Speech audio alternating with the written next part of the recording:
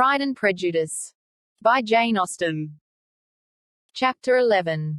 When the ladies removed after dinner, Elizabeth ran up to her sister, and seeing her well guarded from cold, attended her into the drawing-room, where she was welcomed by her two friends with many professions of pleasure, and Elizabeth had never seen them so agreeable as they were during the hour which passed before the gentlemen appeared. Their powers of conversation were considerable. They could describe an entertainment with accuracy, relate an anecdote with humor, and laugh at their acquaintance with spirit.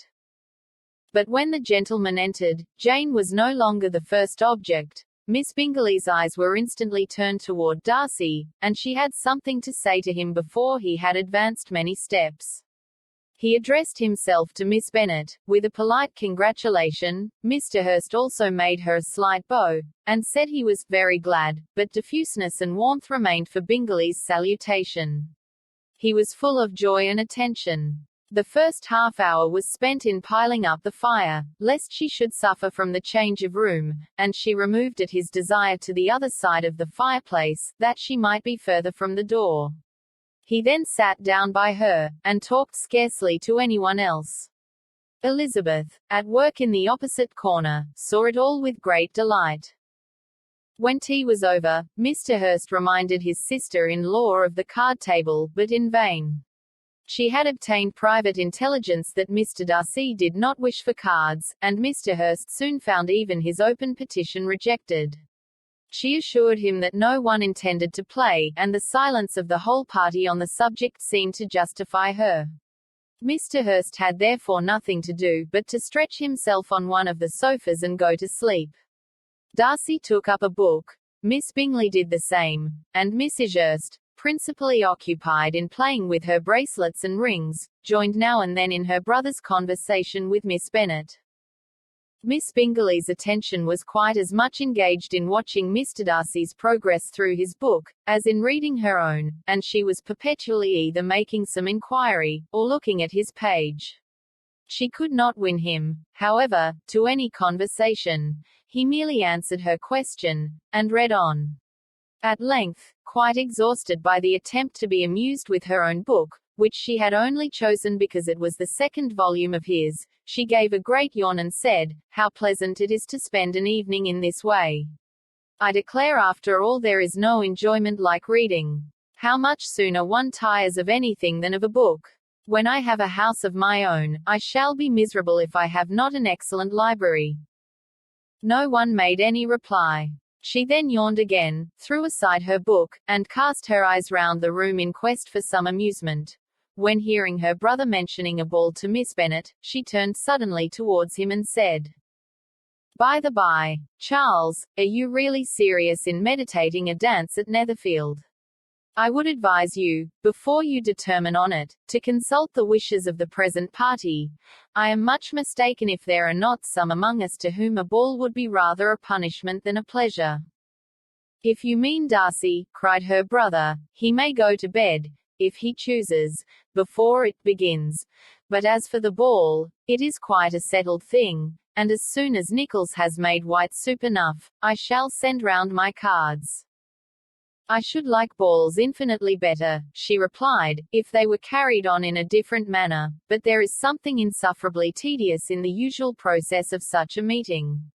It would surely be much more rational if conversation instead of dancing were made the order of the day." "Much more rational, my dear Caroline, I dare say, but it would not be near so much like a ball." Miss Bingley made no answer, and soon afterwards she got up and walked about the room. Her figure was elegant, and she walked well, but Darcy, at whom it was all aimed, was still inflexibly studious. In the desperation of her feelings, she resolved on one effort more, and, turning to Elizabeth, said, "Miss Eliza Bennet, let me persuade you to follow my example, and take a turn about the room. I assure you it is very refreshing after sitting so long in one attitude." Elizabeth was surprised, but agreed to it immediately. Miss Bingley succeeded no less in the real object of her civility. Mr. Darcy looked up. He was as much awake to the novelty of attention in that quarter as Elizabeth herself could be, and unconsciously closed his book. He was directly invited to join their party, but he declined it, observing that he could imagine but two motives for their choosing to walk up and down the room together, with either of which motives his joining them would interfere. What could he mean? She was dying to know what could be his meaning, and asked Elizabeth whether she could at all understand him. Not at all, was her answer, but depend upon it, he means to be severe on us, and our surest way of disappointing him will be to ask nothing about it. Miss Bingley, however, was incapable of disappointing Mr. Darcy in anything, and persevered therefore in requiring an explanation of his two motives. I have not the smallest objection to explaining them, said he, as soon as she allowed him to speak. You either choose this method of passing the evening because you are in each other's confidence, and have secret affairs to discuss, or because you are conscious that your figures appear to the greatest advantage in walking. If the first, I would be completely in your way, and if the second, I can admire you much better as I sit by the fire. Oh, shocking! Cried Miss Bingley. I never heard anything so abominable. How shall we punish him for such a speech? Nothing so easy, if you have but the inclination, said Elizabeth. We can all plague and punish one another.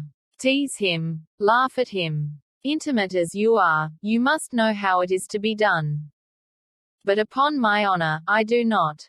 I do assure you that my intimacy has not yet taught me that. Tease calmness of manner and presence of mind. No, no, I feel he may defy us there. And as to laughter, we will not expose ourselves, if you please, by attempting to laugh without a subject. Mr. Darcy may hug himself.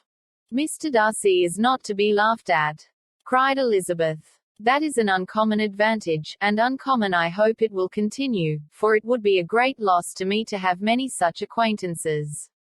I dearly love a laugh. Miss Bingley, said he, has given me more credit than can be.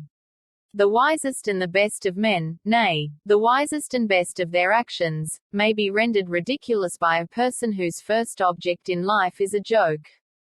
Certainly, replied Elizabeth, there are such people, but I hope I am not one of them. I hope I never ridicule what is wise and good. Follies and nonsense, whims and inconsistencies, do divert me, I own, and I laugh at them whenever I can. But these, I suppose, are precisely what you are without. Perhaps that is not possible for anyone. But it has been the study of my life to avoid those weaknesses which often expose a strong understanding to ridicule.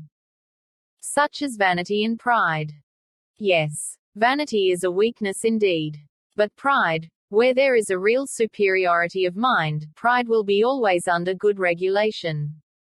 Elizabeth turned away to hide a smile. Your examination of Mr. Darcy is over, I presume, said Miss Bingley, and pray what is the result? I am perfectly convinced by it that Mr. Darcy has no defect. He owns it himself without disguise. No, said Darcy, I have made no such pretension. I have faults enough, but they are not, I hope, of understanding. My temper I dare not vouch for. It is, I believe, too little yielding, certainly too little for the convenience of the world.